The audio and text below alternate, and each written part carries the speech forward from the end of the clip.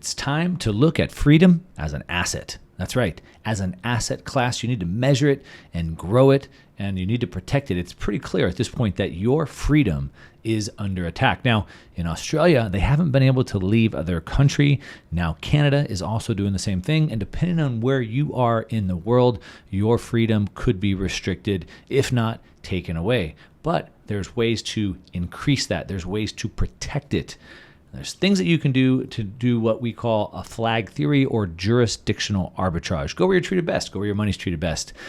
And I am going to sit down with my good friend Katie the Russian, and we are going to talk about doing just that. She helps people figure out where they should go, how they can structure their life.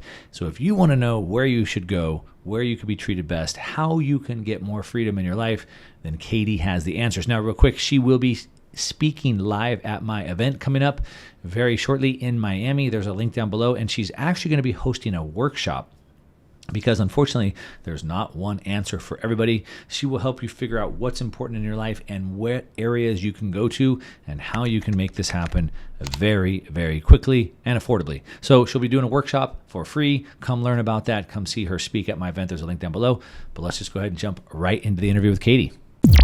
Hey everyone, welcome. I have my friend Katie the Russian here, and we are going to get into some exciting topics. I'm so excited. Katie, it's been a while since we got to catch up. So welcome to the show. Thank you. Really happy to be here. All right. So Katie the Russian sounds a little bit mysterious. And I know you're also helping people to be more mysterious as well, helping people achieve more freedom in their life, more options in their life, things like that, which are super, super important. I want to dig into that today. I know recently you've been making some news headlines. I've seen Katie the Russian popping up and stuff. So why don't you just kind of give us a background on what you're working on and kind of what you're doing right now?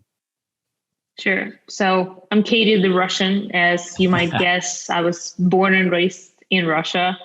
Back then, I was a pro athlete. I went to economics school, but pretty quickly realized that the amount of money, time, and effort I'm putting in is not nearly equal to the value that I'm getting out of it. I did not value the knowledge that I was getting. I don't think that was that valuable. That's what I mean. So after 2 years, I dropped out and immigrated to the US. So now I'm a proud dropout turned entrepreneur, founder of Plan B Passport. And what we're doing at Plan B Passport is helping people obtain second citizenship from jurisdictions that we consider to be beneficial for them in various ways, could be beneficial in terms of regulatory environment for their business, as well as freedom or maybe a better tax regime. And that's what we do. Yeah. It's been something I've been really focused on for a decade. And so I'm happy to have you on and talk about that. But if we just go back a little bit, because I'm just super curious about Russia. So I'm older. I grew up under the Cold War. I think the Soviet Union or whatever, USSR fell when I was in high school, and the Berlin Wall fell. And so I kind of grew up, hearing about how bad communism was, which of course we don't learn that today anymore. But learning how bad communism was and how, you couldn't do what you wanted. You couldn't have whatever career you wanted, all these things. But you live there. So you live there. You traveled quite a bit, I guess, because of your pro athlete stuff that you were doing. And then you decided to leave. So what is it really like in Russia? And I guess you were kind of growing up after that had the USSR had fallen, right? So give me a picture of what it really looks like from the boots on the ground. I was born after the fall of USSR, but definitely you can see a lot of leftovers there. As I was born, as I was growing up, I kept hearing stories from my parents, from my grandparents. And basically, I believe that the generations that are growing up in Russia right now are immune to things like socialism and communism, because we know that we tried, we know how it ended up, we know how much it hurt. And basically, this immunity gave us an understanding of how important it is to be sovereign, to be responsible for your own life, instead of putting this responsibility, outsourcing your decision making to government and other third parties who do not have your interest at heart. So I believe the fact that I was born in Russia really helped me out gather all this information. and kind of red pilled me right away. I was raised in a pretty freedom-minded family. The year I was born, my dad was a prosecutor of my city. Completely got disappointed in the system, realized that system is broken, quit, and became entrepreneur as well. So they were raising me like questioning authority, questioning a lot of things around, and they weren't necessarily like, philosophically libertarians or anarchists, but because they were, immune against what was happening in the USSR, they kind of like inherited all those beliefs without actually learning them. Like it was just they could feel it through their life, not necessarily reading about it or putting it in like words, but that was a really cool experience. So, bad times create strong men, and I believe that's what happened with my parents. Yeah. So I'm really thankful to them for all they did to me. Hey, hold up just for a second. I want to tell you about something. I just got something cool in the mail I want to show you, and it is this new sleek package I just got with a brand new credit card. This isn't just any credit card. This is a BlockFi credit card that's powered by Visa, and it's backed by Bitcoin reward. So this is a Visa card. I can use it anywhere in the world that Visa is accepted, and the benefit of this BlockFi Visa card is that I get paid back in Bitcoin. Most of my other cards pay me in some sort of reward points. I get airline miles. I'm not very good at using those. They end up accumulating and I don't do anything with them. But getting to earn Bitcoin back with every single purchase is of course something that matters to me. Now, I know for a lot of people, they say that the price of Bitcoin is too high. So I say, well, you can always earn Bitcoin. You can get paid in Bitcoin, or you can just get cash back rewards on every purchase paid in Bitcoin with the BlockFi Visa credit card, used everywhere that Visa is accepted. And if you want to sign up for the Visa card that pays back in Bitcoin from BlockFi, there is a link in the description down below. Check it out. Yeah. So, again, like me kind of growing up, like going through school while that was still there, I feel like we learned, I mean, I guess, the United States was in that Cold War, so maybe there was a little bit of propaganda on us as well. But I feel like we learned, some of the downfalls, the big downfalls to communism, and people not being free to do what they wanted. And then there was like the gulag where everybody would get thrown into prison if they did wrong things. But today it doesn't seem like anyone's learning that. As a matter of fact, they're learning how great it is as opposed. I'm just curious, in Russia, like you said, they're a little bit immune to that. And I can see how just coming out of it, they don't want to go back right into it. I'm just curious, do you think there is the education for people there today where they're kind of telling them the history of Russia and how things went wrong and how they got bad? And is the education what's helping to have them a little bit immune? I would say it's not necessarily the like public education, like history, etc. It's more of like generations sharing their stories. And again, I believe probably like a couple of generations from now, we will also be not as immune in Russia, and we might fall into the same issues that you guys are falling in right now. One fun thing that I always remembered, that how my parents could not buy furniture and they had to stay in lines for like 3 months in order to buy a couch, in order to buy shelves. Wow. And like my mom would tell me stories how in 88, 89, her with my older sister in her hands, who was just newborn, coming to the store, sitting down from 8 a.m. to 3 p.m. in line, and then coming back home to cook dinner, etc. And what I'm seeing in the US right now, it's crazy. I just moved to Texas and I can't buy furniture. And I'm like, Jesus, like, am I supposed to stay in line now? Like 30 years later? It's crazy. Yeah, that's a sad fact. It's unfortunately it's true. And you make a great point, right? Where I would guess I would like to see it being taught in the schools. I mean, that's the history of Russia and learning about Lenin and Stalin and the whole thing and how it got there. But for now, it's just being passed down to generations. And you kind of said hard times create strong men. And it's that generational theory. And so then they make better times, but eventually it gets lost on the people. And so without education, without it being passed down, unfortunately, then I guess you're just bound to repeat history. That's what they say. So you've traveled around the world quite a bit, and now you're living in the United States. if you look at it today, I mean, I see what's crazy for me, again, kind of growing up under that. I see like someone like Edward Snowden, who released a bunch of secrets of how the United States was spying on their own people. And he had to go escape to Russia. Typically, when I was a kid, people would escape from Russia to come live in the United States. Now they're escaping from America to go live in Russia. I'm curious, like today, for whatever reason, the U.S. continues to bang the drum about Russia being so bad, right? Like Russia all the time, especially when Trump was still in office. But as someone who just, lives there and you're just working, whatever, what is it like living there versus in the United States? For the average person, I mean, are they free? Can they do what they want for a career? I mean, how does that work? I just went back to visit a couple months ago, and that was a pretty cool experience because I haven't been back in 5 years. Yeah, so it was first time in 5 years. I believe on average we're much more free in terms of like, people in America keep saying that like we have freedom of speech and all that stuff. I'm like, we have freedom of speech. Nobody cares what I'm saying in Russia. Like, yes, there are obviously some political games, but they're happening all over the world, including the United States.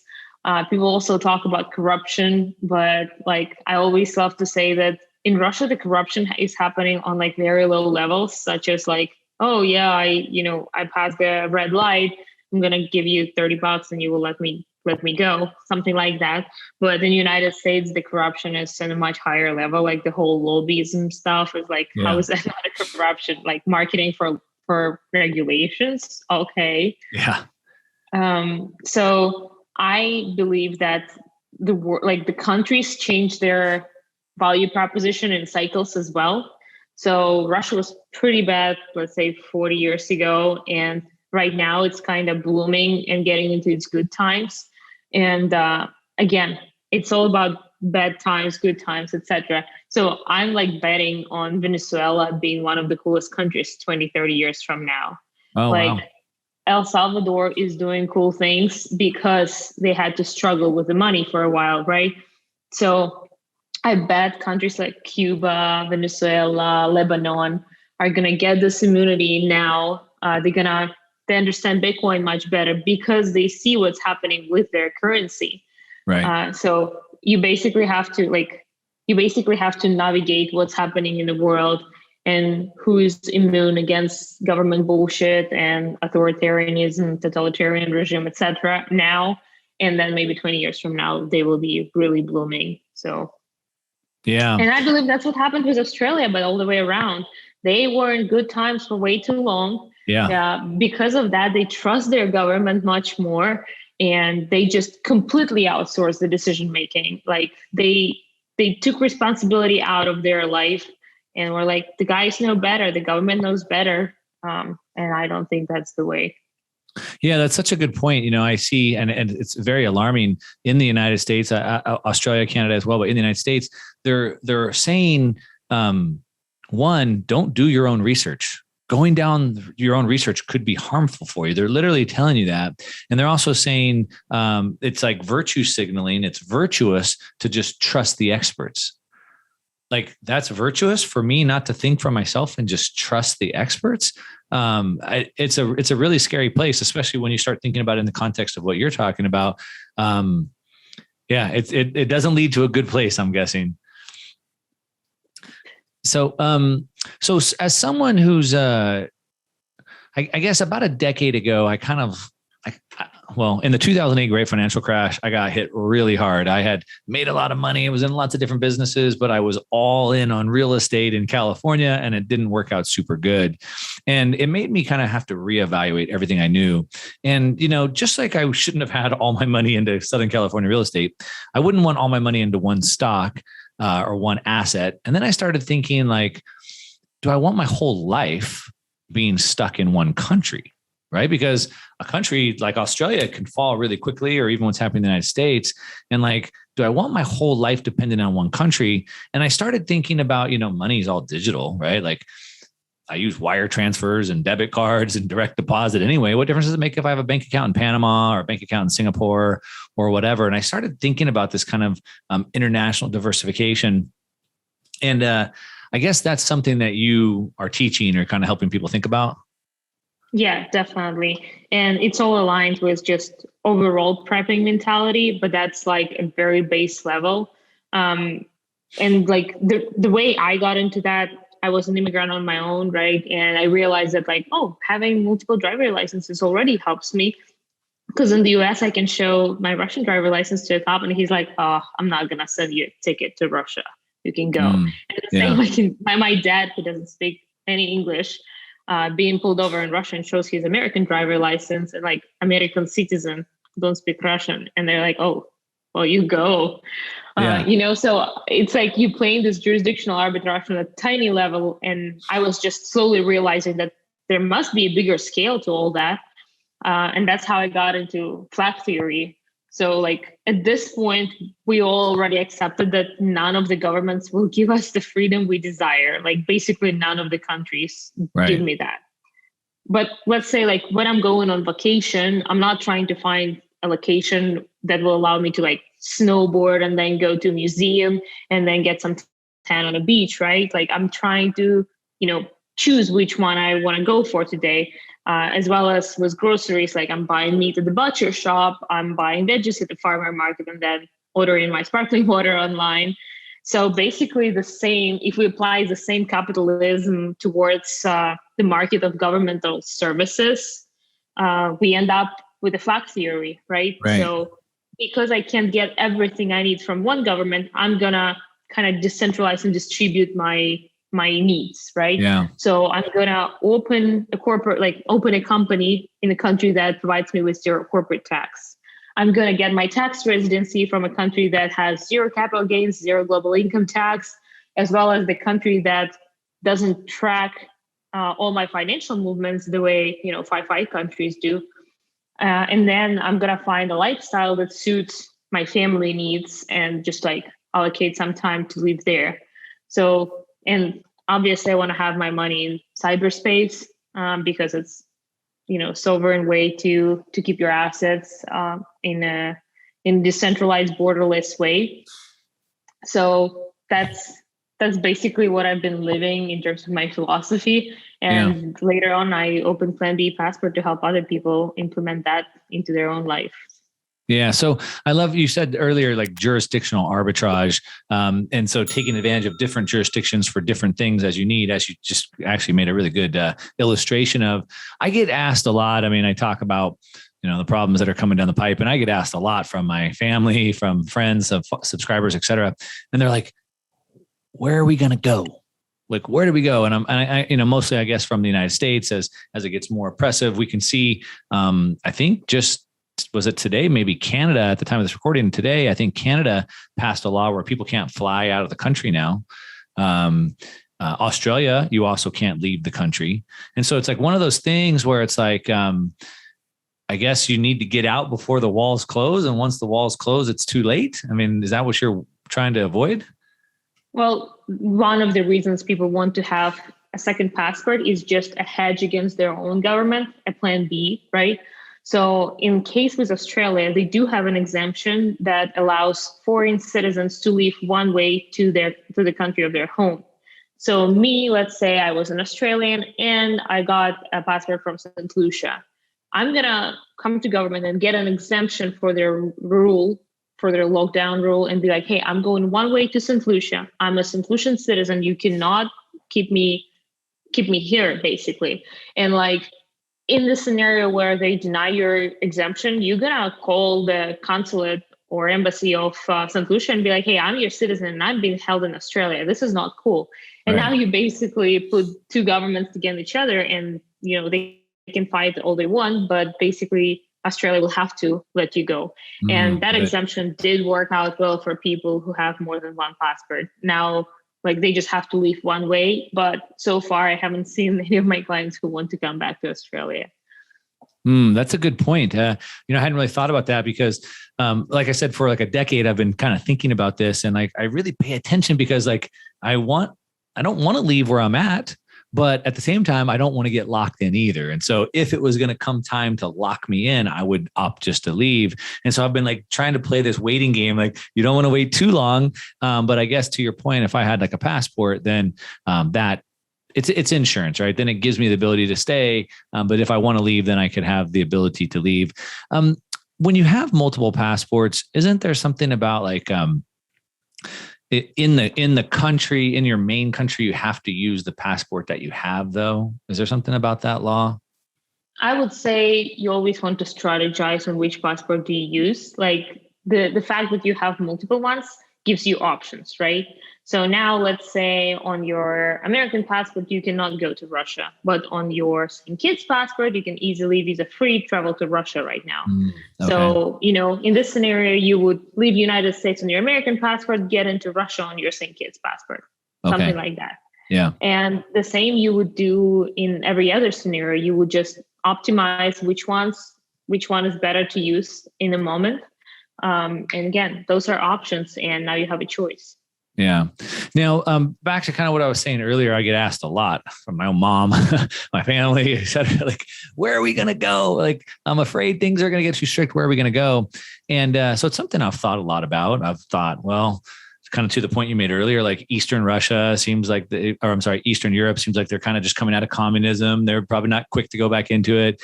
Maybe some of the Caribbean islands, because they're like tax havens, the rich are there, maybe they'll be okay. And so I've kind of thought about this. But from someone like you who's been out traveling the world and helps people do this, where would people go? And I know you can't answer that directly, but like, do you have a couple places that we should like maybe put on our radar that we would want to follow, or how do you think through that? I definitely like how St. Lucia been going through the last 2 years of our lives, right? They were kind of like more freedom-minded than other Caribbeans. So I would look into that for the passport, but then I would also optimize for the lifestyle that I desire. So do I have kids? Do they need some education? Can I provide them with homeschooling, non-schooling, or do they need to go into some entities? Which languages do they speak? What kind of climate do I want? So for me, I probably put a couple of pins on a map right now. I spend a lot of time throughout COVID lockdowns in Mexico, and my life did not get affected by any of the tyrannic measures they implemented all around the world. So I was living pretty happy life. South Brazil been pretty cool, as far as I know from a couple of folks of mine. East Europe seems to be pretty reasonable as well. But again, it's changing. It's all the time. And you basically need to keep track of that. And then in the moment, being able to decide wherever you go. Yeah, that makes a lot of sense. So it's there's not one place you can go to have it all. And so you kind of have to figure out what's important to you, which I think makes sense. I mean, it's how we should approach all of life. So for example, I'm from Southern California, but I'm living in Puerto Rico right now. Southern California is a pretty amazing place because I can surf and I can snowboard and I can go to the desert, like all in one location. Over here in Puerto Rico, and it's beautiful. It's an island in the Caribbean, but I can only surf. I don't have any snowboarding. I don't have any desert. So like for my lifestyle, that's been affected.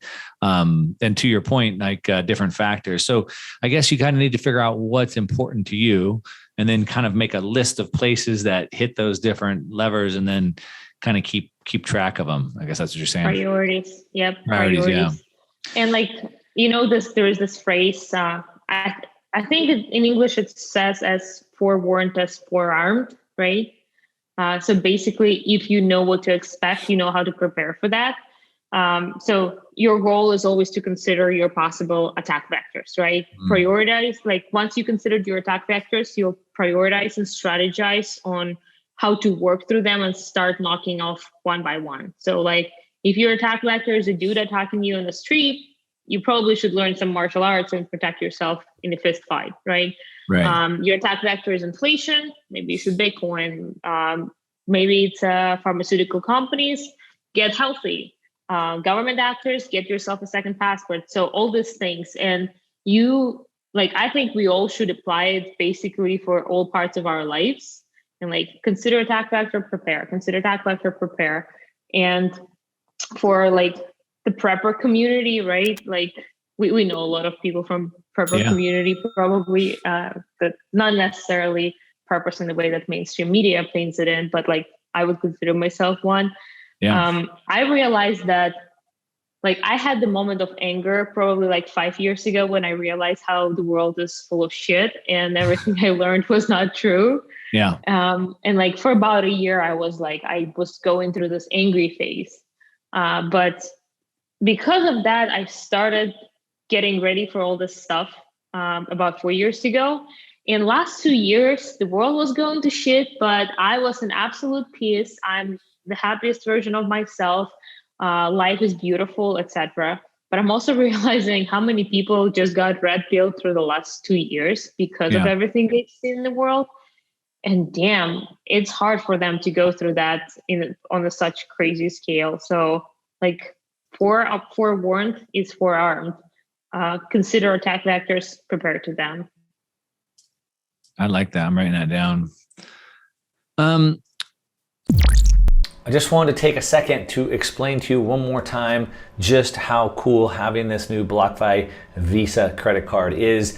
I've started to move a lot of my bills over to get paid from this. Of course, all my business supplies, I'm starting to pay for this, my advertising budgets, and I'm starting to run as much as I can through it because I'm getting paid a percentage back of every single transaction in Bitcoin. We want to save in Bitcoin because Bitcoin is an asset that goes up in value because of the deflationary nature of it.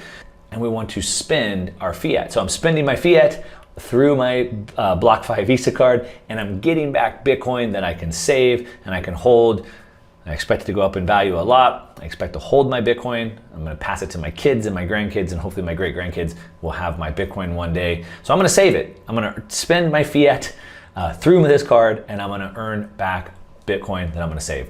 If you wanna get one, there's a link down below. And the other thing, I guess, is so people like take into account, okay, like these are the things that are important to me. And I guess then they could do some research and figure out like where those areas are that may fit that. But then what would you say about them like actually going to those places and seeing what it's actually like and being prepared? I've always thought, I've traveled a bunch. And so like, if I needed to go somewhere, I know 2 or 3 communities around the world where I know people. I know exactly where I would go if I went there, et cetera.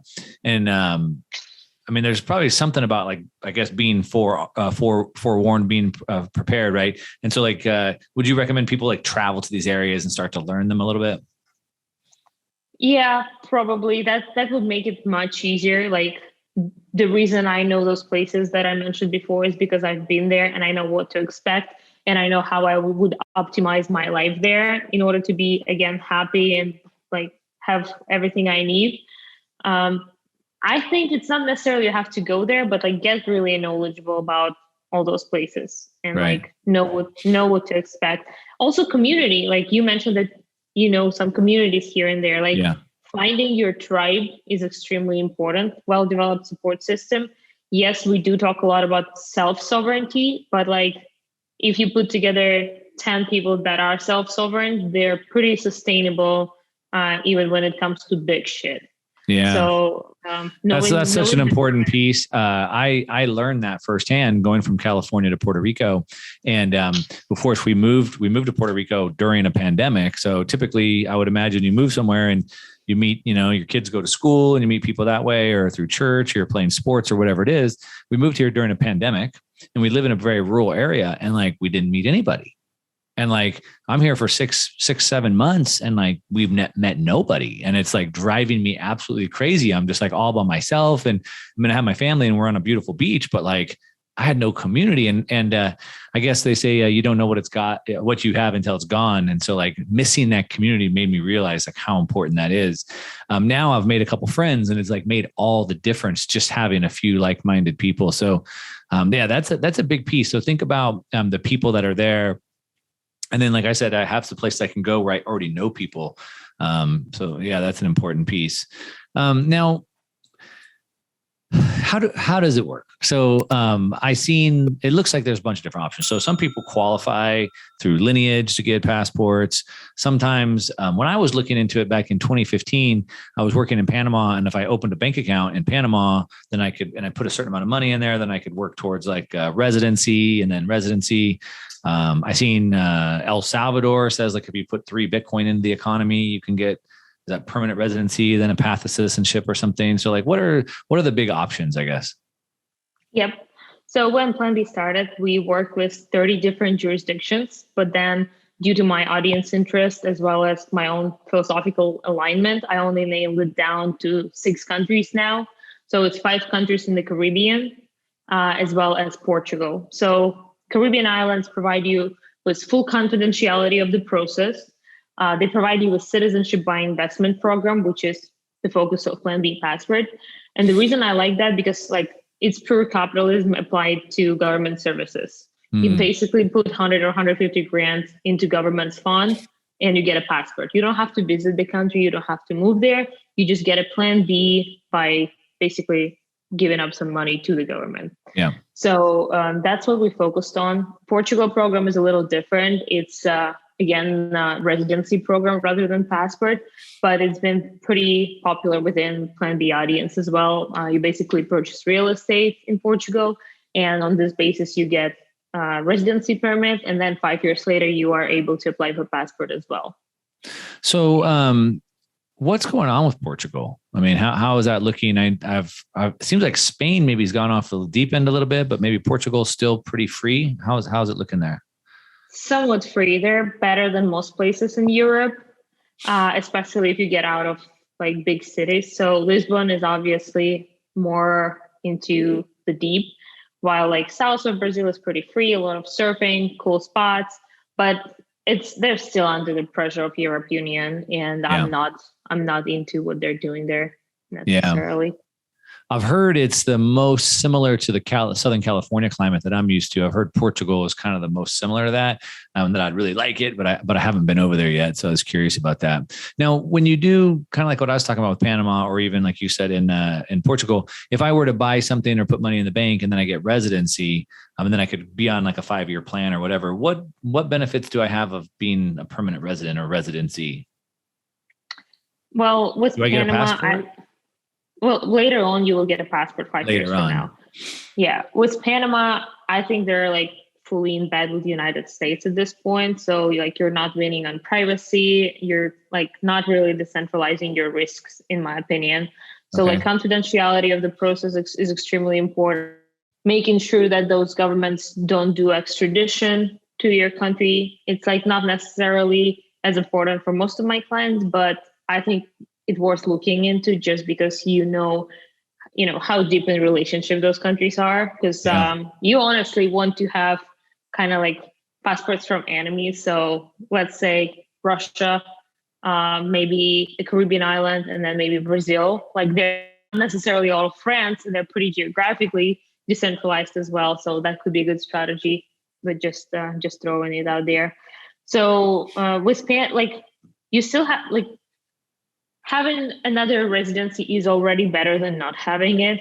Having any second passport is already better than not having it. But if you're starting from scratch, you are able to strategize and find the best plan for yourself. And when you're choosing the right jurisdictions, consider things like relationship between your first country of citizenship and the new one, the confidentiality, the tax regime, pricing, of course. Are you able to include your dependents, your kids, your spouse, etc.? And then what would be the way for you to escape your current country and get to the country of your citizenship, right? Yeah. So like with the Caribbeans and like from United States, it's pretty easy. You can sail there. There are a lot of direct flights to there. And then you can also like escape by land to Mexico, for example, and fly from there. So those are important things that you want to consider, in my opinion. Yeah, all good considerations. So what you're saying is it depends. So like really sit down, think about what's important to you, and look at a bunch of different factors, and then you can make a good decision. Which I guess is a good time for me to say that Katie is going to be speaking at my live event I'm having in Miami coming up, and actually hosting a workshop, and can help you actually work through this process and make a list of things that are important to you and figure out ones that might be better options for you, and then maybe help you make a plan to get there. So if having freedom as an asset is important to you as it is to me and both to Katie, you should come get into the workshop and at least figure this out and make a plan to get there. So I'll go ahead and plug that. We'll put a link down below. But moving forward, Do you know anything about El Salvador's plan? Because I know I have a bunch of Bitcoiners listening, and I know he talked about 3 Bitcoin in, but it seems like some people it's not very clear. Have you heard anything? What's going on with that? I called their immigration services right after they announced that and spent like 35 minutes with my broken Spanish talking to a representative. So the biggest downside of it, that it's not citizenship. And I think they should fix it as soon as possible. They should turn this residency by investment into citizenship by investment. And maybe it should be just a donation based, just like, Caribbean islands have. Right. So for example, with the Caribbean, the best option for single applicant is St. Lucia, 130 grand altogether, fully covered, single applicant. Why wouldn't El Salvador do the same? So let's say they do, same free Bitcoin, but you get a citizenship in the country. I think that would benefit them a lot. It would, you would see so much more interest from the Bitcoin community to come down to El Salvador and actually get a passport. Because acquiring residencies in Latin America is extremely easy. Like getting residency in Mexico worth nothing. Like it will cost you 4 months of work, not really work, but like 4 months of waiting and maybe a couple $1,000. Like that's as easy. But citizenship is much more valuable. So I've been like in the world. Because the residency doesn't really give you anything other than it guarantees your access into the country, I guess. But it doesn't help you get around anywhere else, just guarantees that you can get back into that country. Yeah, and especially with what's going on in the United States, I see a lot more interest for people to renounce their US citizenship these days. But you can't renounce your citizenship unless you have another one. Otherwise, you become stateless. And that I used to looked into stateless concept for a while, but it's just not going to provide me with the things that I want. So instead, I decided to collect as many passports as possible. Is that because if you're stateless, then you don't have a passport, so then you can't get around into other countries because they're all going to want to see something, right? Really hard to travel. Yeah. Yeah. Makes sense. Now, in addition to, first off, before I want to jump into another topic, one thing that I've been thinking about this for a decade. Like most people, a lot of people probably haven't heard about this, but it's like, one day, right? One day I'll do something about it. And it wasn't until really the pandemic broke out last year, because the United States has been one of the better passports to have in the world. And then all of a sudden, when the pandemic broke out last year, the United States passport became like one of the worst passports you could have. And like no country would even allow you in, right? It seemed like, is that pretty much what happened? In a way, not necessarily. I still believe that United States went through pandemic a little better than a lot of other countries. But the biggest downside of the United States passport is citizenship-based taxation. Only 2 countries in the whole world have this rule.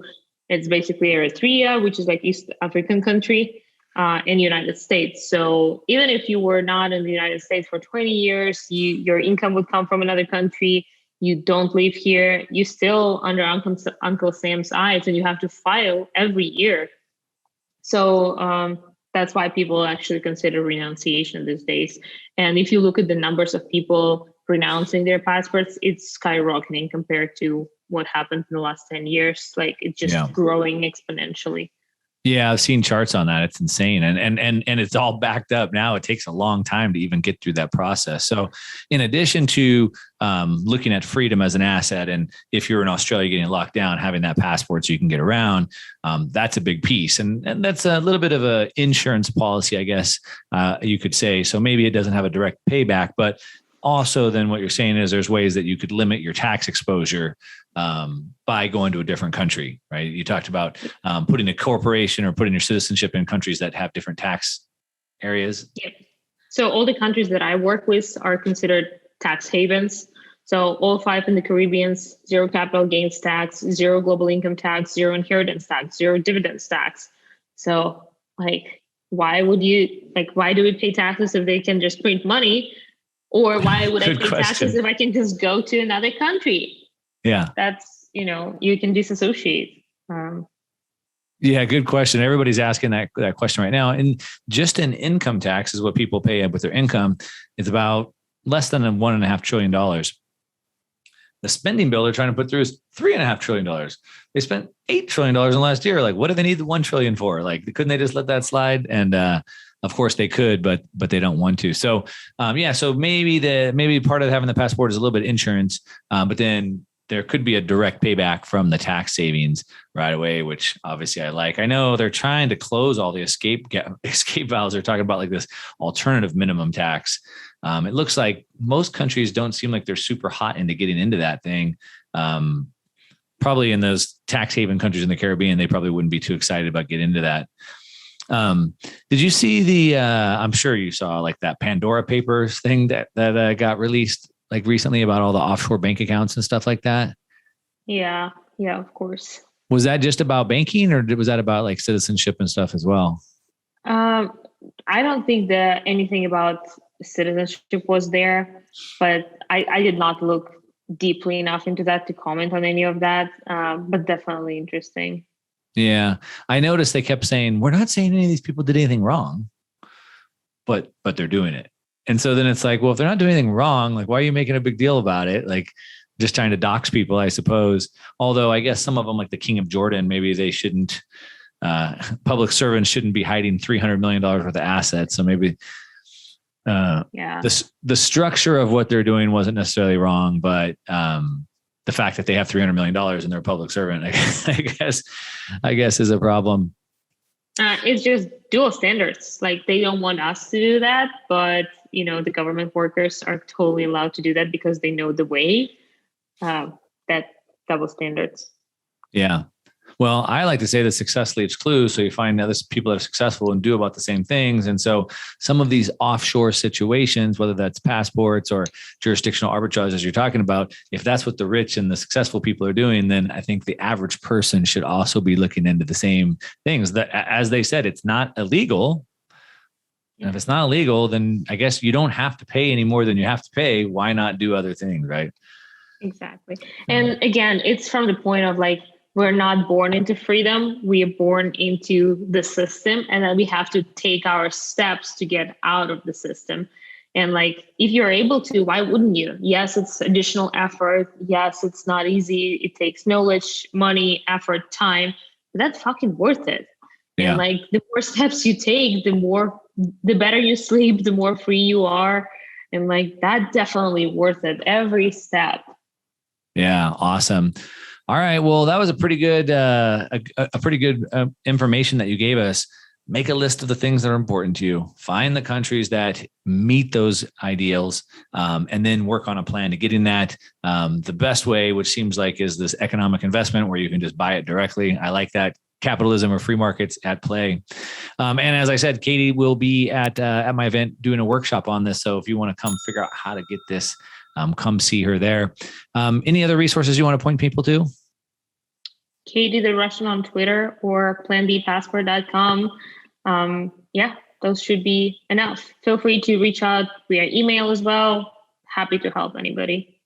All right. Katie at planbpassport.com. All right. We'll link to all that down in the show notes. And thanks so much, Katie. Appreciate it. Thank you. Thank you. All right. Hopefully you enjoyed that interview I did with Katie the Russian. There's not a one size fits all. Find out what's important to you. Figure out the place that you can go to make that happen. And most importantly, get the insurance on your life. Don't wait until it's too late. Don't wait until you're locked in your country. You need to get this going now. You need to get insurance before the storm comes. Come to my event, see Katie speak, join her workshop for free to find out about how you can build this in your own life. Hear what she has to say. And of course, all the other speakers, there's a link down below. Hope to see you there.